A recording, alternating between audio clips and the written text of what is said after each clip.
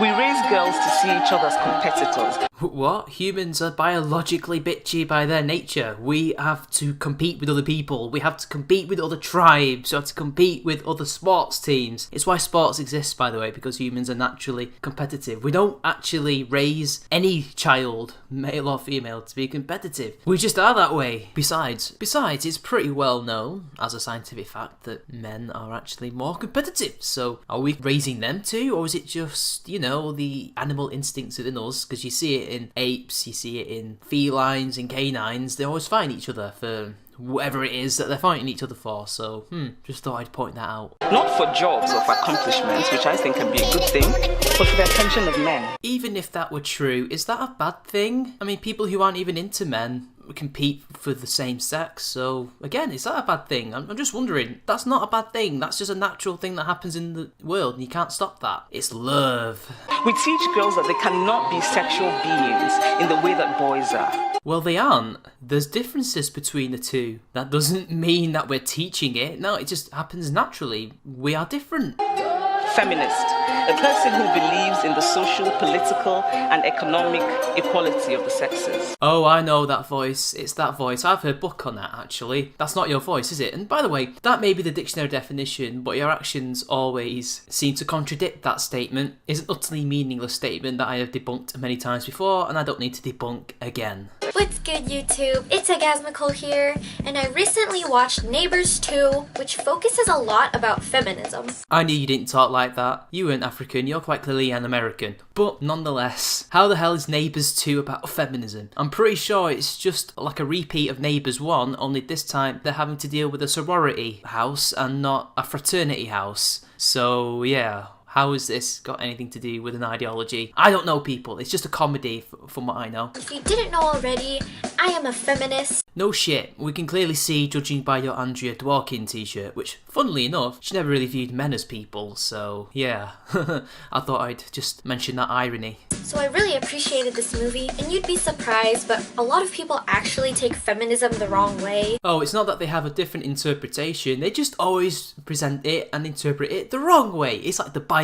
There's a right way and there's a wrong way, and yeah, those extremists over there, they're doing it the wrong way. We're the true religionists, even though we're not interpreting it as literally as they are and cherry picking and taking bits out. People think that feminists hate men, think that women are more superior, think that women should have more rights than men, but that's completely not it. The person whose quote is on your t-shirt certainly felt that way. In fact, there's quite a lot of them that do, such as Gloria Steinem, Valerie Solanas, Jessica Valenti, Laurie Penny. I could go on, but come on, really? I mean, when the National Organization for Women in America is handing out awards to notable perjurists, if that's a word, like Emma Sulkowicz, you wonder if equal rights is really what they want. As well as, obviously, denying men shared parenthood, but whatever. Actually, feminism is about equality. Keep telling yourself that, love. The track record speaks for itself. And if you don't believe you, I'll give you a few questions that you can think about to yourself to see if you really are a feminist and didn't even realize it. So rather than give me evidence of how it is for equality, you're just going to give me questions and I've got to think to myself whether or not I am this, that or the other. That's not how this works, but oh well, I'm game, let's do this. Phrases like, that's a woman's job, go make me a sandwich, you belong in the kitchen, let the boys do all the work, you throw like a girl, you play ball like a girl. If a lot of those sexist phrases bother you, then you're most likely a feminist. I think you'll find that the whole make me a sandwich thing and the go back to the kitchen thing is an ironic internet joke that's like, what, 20 years old now at this point? I don't know when it began, it's just always been there. The rest of them, well, are they really sexist? It depends on who you talk to. I don't particularly care for those statements because they don't apply to me. So, yeah, I ignore them. People who say that shit, I ignore them because I'm like, whatever, I'm going to do my own thing. And I think you should do the same. That doesn't make me a feminist. And even if I did think that they were sexist, that doesn't have to make me a feminist. I see what you're doing here. You're like, oh, if you believe this moral thing, that makes you a Christian. Nah, we're not playing this game. You believe that both genders should be treated equally, and there's nothing wrong with that. Oh, there's nothing wrong with that, egalitarians, but you don't believe in equality that we really want, which is supremacy.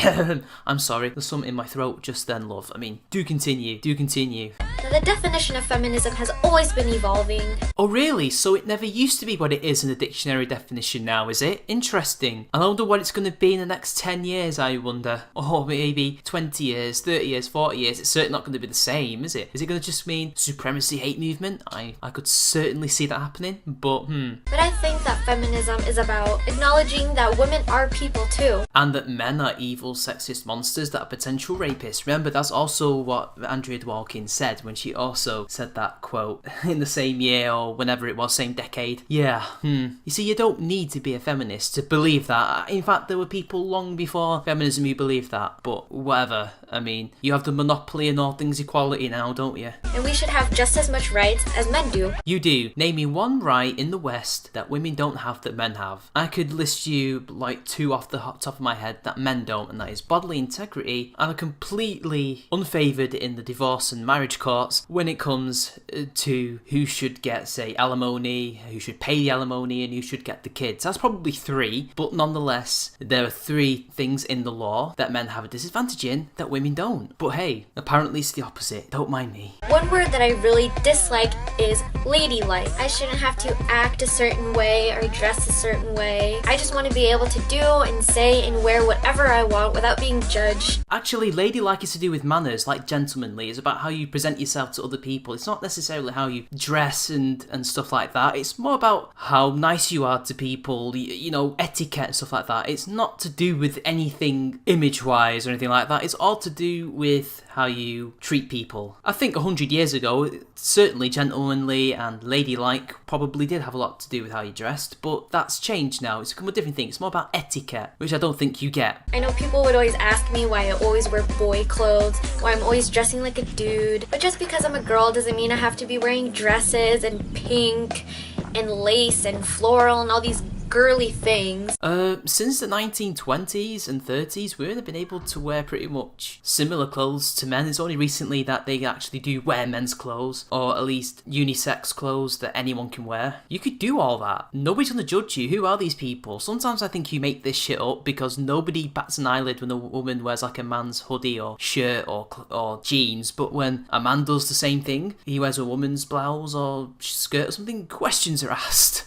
I just want to be looked at the same way despite what my gender is. Nobody judges you on that unless they're really, really traditional, crazy weirdos who live in like backwood USA or something. Men, on the other hand, not so much. Sometimes boys can get away with doing stupid things just because of that phrase, boys will be boys. The clue is in the name, boys. We're talking about people who are like 4 to 12 years old, who really don't have much in the way of cognitive thinking, most of them anyway, so that's what this phrase is about, the fact that they will do stupid things because they're little boys. It's not rocket science. It doesn't apply to men who have to be responsible for their actions. But it's not fair to girls because if we did the same thing, we'd get looked at really differently. It would. No, you wouldn't, because the boys will be boys thing is just saying, yeah, boys will be stupid. They don't get away with the bad things that they do. You do know that, right? Besides, in our society, women and girls tend to get away with a lot more shit than boys and men do. But hey, whatever. Be inappropriate or rebellious, which really isn't that fair.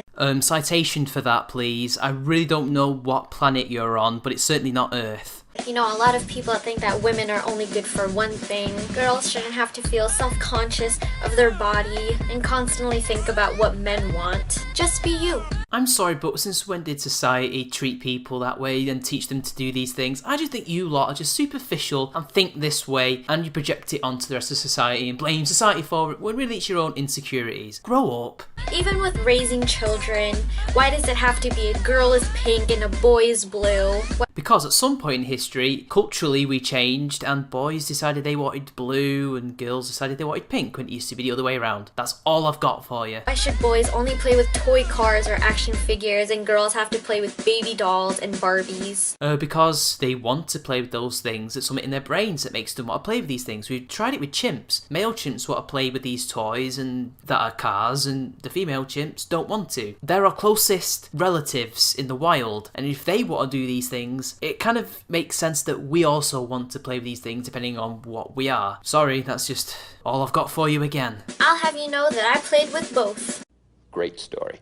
Compelling and rich. One day I'd be wearing baggy jeans and some old sneakers, and the next day I'd be wearing a cute dress I just think it's important for all you young women out there to understand that you don't have to shape yourself into the definition of a woman. Note how none of this applies to us men. We just have to keep going with the same old roles because, hey, you know, we benefit from it when we might actually not, but hey, whatever. People make comments about how women can only cook and stay in the kitchen, do laundry, but it's beginning to really change. Who actually thinks like that these days? Not many people. I don't think you've got out of the house very much. Hell, I didn't go out the house much when I was younger and I still knew all this. I mean, what the hell? Even people back in the day weren't necessarily as bad as you make it out to be. It's just that circumstances meant that one person had to do a particular thing, another had to do another. Nowadays, due to modern technology and different cultural attitudes, we don't have to. Especially on social media, it's beginning to get a lot of attention lately. You know, we have Triss and Katniss and Hermione Granger, the modern female heroines. And they have sweet fuck all to do with feminism, as there's been loads of strong female characters throughout history, but even then, they have nothing to do with feminism. They have everything to do with someone who actually has a creative mind. Feminists aren't known for creativity. And they've become people that we've really looked up to. If you feel the need to look up to a fictional character, I have to question your upbringing and I have to question your sanity and the way you are as a person. They're not real people. Why the hell are you looking up to them? You should be looking up to your parents or your friends who are good examples. Not to fictional characters. Not to mention Beyonce, Nicki Minaj, Jennifer Lawrence, Chloe Grace Moretz, and Cara Delevingne, who are total feminists. There's only one of them that I know is actually a feminist, and that is Beyonce, but even then, she tends to do it only for the money. She uses it across her album covers and adverts, so whether or not she actually is one is questionable. But even then, feminism doesn't lay claim to these people's success and how good they are, so as subjective as that is. Feminism didn't give these women success. These women worked hard for their success, be it, you know, through actual talent or just having plastic surgery on your ass. But hey, whatever, that takes talent, right? Girls that we will always look up to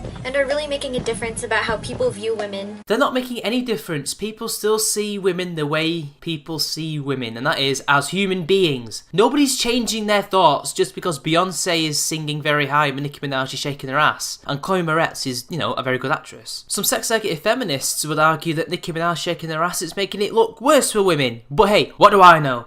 I didn't realize how much of a feminist I was until not too long ago. I always knew that sexist jokes always bothered me, and it always made me want to punch people in the face. Kind of like the same thing as racism, like being judged by your skin color or where you're from. It's pretty much the same thing, just being judged by a different gender. I don't know. I would say that's a kind of a different thing. I mean, on the other hand, racism leads to intentional deaths based on race. Sexism, not so much. But hey, whatever. I mean, judging by your words, I guess maybe it will lead to violence, sexism, only not in the way that you think. I mean, you do want to punch people who make the odd sexist joke, which it probably isn't even sexist because it's a joke, but whatever. If you didn't know already, I go to school for culinary arts and I also work in catering, but sometimes you can show how gender typing is shown throughout the workplace. Like sometimes people think that I can't carry a heavy pot just because I'm a girl. Well, you can't blame them. Women are, biologically, at least on average, weaker than men. So, even though you yourself have freakishly strong muscles for your gender, most people will still think, oh, maybe she needs help. That's actually a privilege of yours, not sexist. The fact they are willing to help you based on your gender. How is that sexist, exactly? Because they judge you on the average? In catering, I do a lot of events and parties and weddings and all that type of shenanigans. And as a culinarian, you'd think that I would be one of the chefs, but for the most part, I'm put a lot as a server because women are more likely to be friendly and be more presentable to be in front of the house. But that's definitely not true because I would much rather be in the back of the kitchen because I'm not gonna lie, this is my customer service smile. Typical student wants to do all the stuff that the masters can do and don't want to learn it. Look, they're teaching you valuable skills. This is part of your student course. Listen to your teachers. They know what they're doing. This isn't because you're a woman. This is because you're a student. Part of being in the catering industry is being part of restaurants. You won't necessarily be a chef, even though you're trained to be one. Remember that. But yeah, that's it for my video. I hope you guys liked it. Make sure you give it a thumbs up and also subscribe. But I hope this video helped helped you guys understand feminism a lot more and my thoughts and views about it. Maybe it even influenced your own thoughts. Let me know if it did, but I just wanted to let you guys know that I think it's very important to know the true definition of what it is and to know that both genders should be treated equally. Well then, you're an egalitarian, not a feminist, and you've only gone to prove how much of a sham it is. But that's the end for me, people. Jenny McDermott has said no more. Back to the night set for me.